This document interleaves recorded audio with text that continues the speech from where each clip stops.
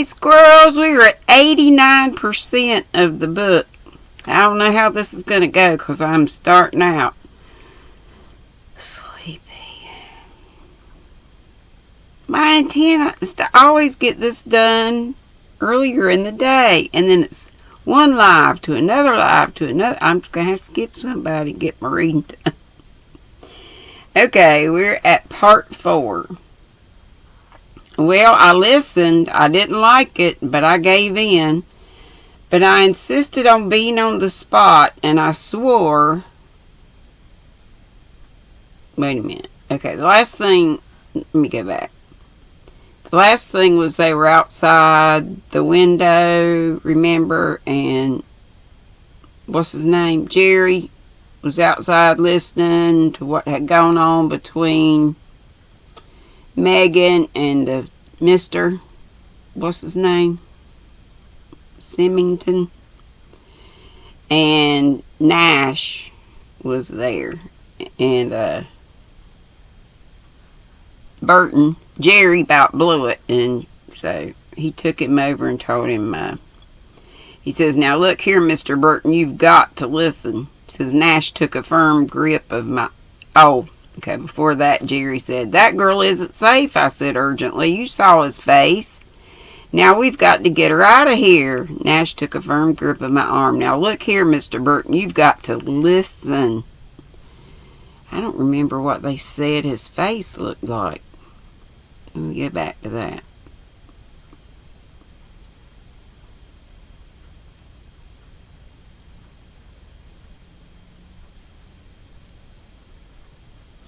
It just says, she turned and went out of the room. Symington stared after her and at the closed door. And then he turned round, and as I saw his face... So it doesn't really say what his face looked like. Okay, well, I listened. I didn't like it, but I gave in. But I insisted on being on the spot, and I swore to obey orders implicitly. So that is how I came with Nash and Parkins into the house by the back door, which was already unlocked. And I waited with Nash on the upstairs landing behind the velvet curtain, masking... They're always behind a curtain, or Jerry is. Masking the... Come on. Window alcove until the clocks in the house struck 2... and Symington's door opened, and he went across the landing and into Megan's room. I did not stir or make a move, for I knew that Sergeant Parkins was inside, masked by the opening door, and I knew that Parkins was a good man and knew his job, and I knew that I couldn't have trusted myself to keep quiet and not break out. And waiting there with my heart thudding, I saw Symington come out with Megan in his arms and carry her downstairs with Nash and myself a discreet distance behind him. He carried her through to the kitchen, and he had just arranged her comfortably with her head in the gas oven and had turned on the gas when Nash and I came through the kitchen door and switched on the light. And that was the end of Richard Symington. He collapsed. Even while I was hauling Megan out and turning off the gas, I saw the collapse. He didn't even try to fight. He knew he'd played and lost. Upstairs, I think we're going to find out a bunch of stuff about Megan's mom and dad. Upstairs, I sat by Megan's bed waiting for her to come round and occasionally cursing Nash. How do you know she's all right? It was too big a risk. Nash was very soothing. I mean, how did he pick her up and take her down there without her waking up? He must give her a shot of something. Just a soporific in the milk. Okay, so that's S-O-P-O-R. Look it up.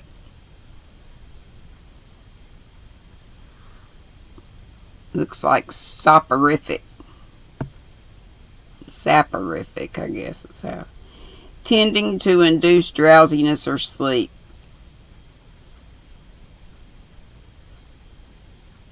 Okay. The milk she always had by her bed, nothing more. It stands to reason he couldn't risk her being poisoned. As far as he's concerned, the whole business is closed with Miss Griffith's arrest. He can't afford to have any mysterious death, no violence, no poison. But if a rather unhappy type of girl broods over her mother's suicide and finally goes and puts her head in the gas oven, well, people just say that she was never quite normal, and the shock of her mother's death finished her. I said, watching Megan, she's a long time coming round. You heard what Dr. Griffith said? Heart and pulse quite all right. She'll just sleep and wake naturally. Stuff he gives a lot of his patients, he says. Megan stirred. She murmured something. Superintendent Nash unobtrusively left the room. Presently Megan opened her eyes. Jerry? Hello, sweet. Did I do it well? You might have been blackmailing ever since your cradle. Huh? So that was part of it to get him to... Megan closed her eyes again, then she murmured, Last night I was writing to you in case anything went wrong, but I was too sleepy to finish. It's over there. I went across to the writing table. In a shabby little blotter I found Megan's unfinished letter. My dear Jerry, it began primly. I was reading my school Shakespeare and the sonnet that begins, So are you to my thoughts as food to life, or as sweet seasoned showers are to the ground. And I see that I'm in love with you after all, because that is what I feel. That was all of 13. Yay, at least I got through one.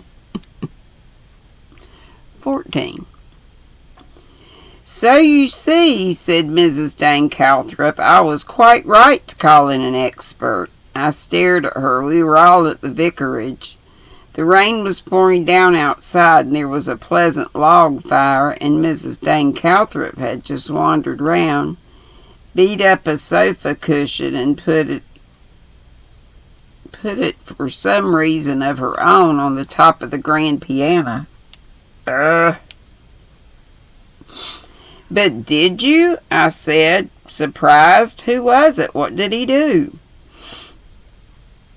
It wasn't a he, said Mrs. Dane Calthrop. With a sweeping gesture, she indicated Miss Marple. Miss Marple had finished the fleecy knitting and was now engaged with the crochet hook and ball of cotton. That's my expert, said Mrs. Dane Calthrop. Jane Marple, look at her well. I tell you that woman knows more about the different kinds of human wickedness than anyone I've ever known. I don't think you should put it quite like that, dear, murmured Miss Marple. But you do. One sees a good deal of human nature living in a village all the year round, said Miss Marple placidly. Then, seeming to feel it was expected of her, she laid down her crochet and delivered a gentle old maidish dissertation on murder. The great thing is in these cases to keep an absolutely open mind. Most crimes, you see, are so absurdly simple. This one was quite sane and straightforward and quite understandable in an unpleasant way, of course. Very unpleasant. The truth was really so very obvious. You saw it, you know, Mr. Burton. Indeed, I did not. But you did. You indicated the whole thing to me. You saw perfectly the relationship of one thing to the other, but you just hadn't enough self-confidence to see what those feelings of yours meant. To begin with, that tiresome phrase, no smoke without fire. It irritated you, but you proceeded quite correctly to label it for what it was, a smokescreen. Misdirection, you see. Everybody looking at the wrong thing, the anonymous letters. But the whole point was that there weren't any anonymous letters. But, my dear Miss Marple, I can assure you that there were. I had one. Oh, yes, but they weren't real at all. Dear Maud here tumbled to that. Even in peaceful Limstock there are plenty of scandals, and I can assure you any woman living in the place would have known about them and used them. But a man, you see, isn't interested in gossip in the same way. Especially a detached, logical man like Mr. Symington. A genuine woman writer of those letters would have made her letters much more to the point. So who wrote the letters? Did that Amy Griffith? Anyway, so you see that if you disregard the smoke and come to the fire, you know where you are. She just came down to the actual facts of what happened. And putting aside the letters, just one thing happened. Mrs. Symington died. So then naturally one thinks of who might have wanted Mrs. Symington to die, and of course the very first person one thinks of in such a natural case. No. Where am I?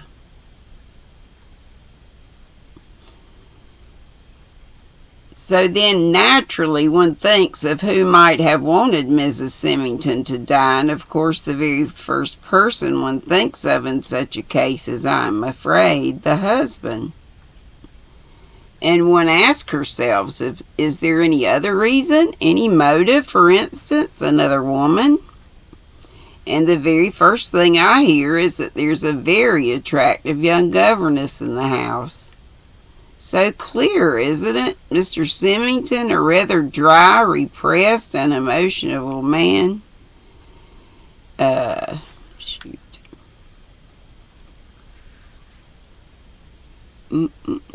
Man. Repressed and unemotional man, tied to a querulous and neurotic wife, and then suddenly this radiant young creature comes along. I'm afraid you know that gentlemen, when they fall in love at a certain age, get the disease very badly. It's quite a madness. And Mr. Symington, as far as I can make out, was never actually a good man. He wasn't very kind or very affectionate or very sympathetic. His qualities were all negative, so he hadn't really thought the strength to fight his madness. And in a place like this, only his wife's death would solve his problem. He wanted to marry the girl, you see. She's very respectable, and so is he, and besides, he's devoted to his children and didn't want to give them up. He wanted everything, his home, his children, his respectability, and Elsie. And the price he would have to pay for that was murder. He chose, I do think, a very clever way. He knew so well from experience of criminal cases how soon suspicion falls on the husband if a wife dies unexpectedly, and the possibility of an exhumation in the case of poison. So he created a death which seemed only incidental to someone else. He created a non-existent anonymous letter writer. And the clever thing was that the police were certain to suspect a woman, and they were quite right in a way. All the letters were a woman's letters. He cribbed them very carefully from the It's a fruit fly. Got on my doggone trying to drink my peach tea, but I got it covered now.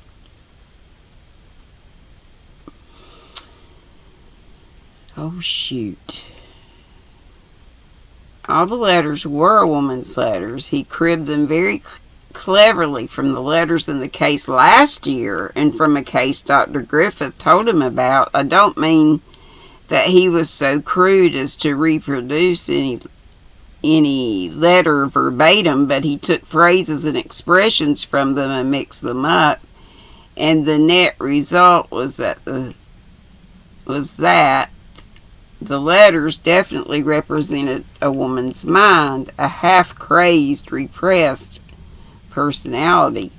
He knew all the tricks that the police used: handwriting, typewriting test, etc. He's been preparing his crime for some time. He typed all the envelopes before he gave away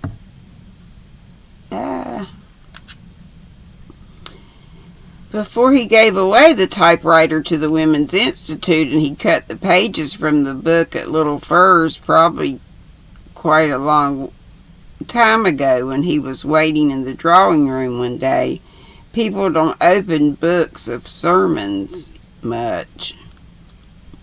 And finally, having got his false poison pen well established, he staged the real thing.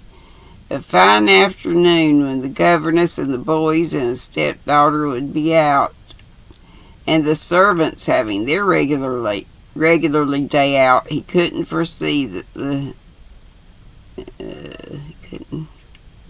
little maid Agnes would quarrel with her boy and come back to the house. Joanna asked, "But what did she see? Do you know that?" "I don't know. I could only guess. My guess would be that she didn't see anything." "Then it was all a mare's nest?" No, my dear. I mean that she stood at the pantry window all afternoon waiting for the young man to come and make it up, and that quite literally she saw nothing. That is, no one came to the house at all. Not the postman, not anybody else. It would take her some time, being slow to realize that this was very odd, because apparently Mrs. Symington had received an anonymous letter that afternoon. "Didn't she receive one?" I asked, puzzled. "But of course not. As I say, this crime is so simple. Her husband just put the cyanide in the top cachet." I hope I'm reading that word right. Let's look at it. Oh. Did I look it up before? Why don't they have the pronunciations? The state of being respected or admired, prestige, is what it means.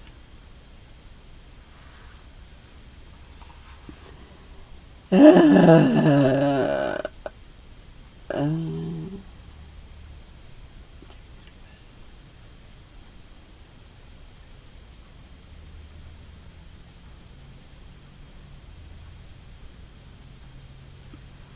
don't even know where I am. Saw nothing. That is, no one came to the house. Not the postman, not anybody else. It would take her some time, being slow to realize that this was very odd. Because apparently Mrs. Symington had received an anonymous letter that afternoon. "Didn't she receive one?" I asked, puzzled. "But of course not. As I say, this crime is so simple. Her husband just put the cyanide in the top cachet of the ones she took in the afternoon. When her sciatica came on after lunch, so it must be like a pill container."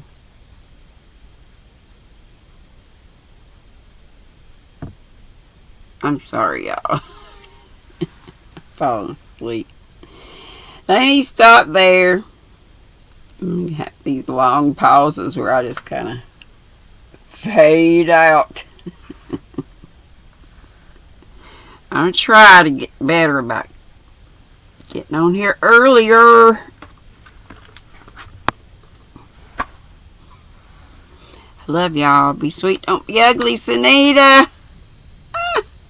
Did I even read it? I didn't even read it. And now we're on the book and not the Happy Meal. I'll read it when she comes on the live on Monday. Hi, Granny. It took me a while to get Molly Mae's clothes right, but I hope they fit. Yo-yo. No. It's XOXO, not yo-yo. Sunita.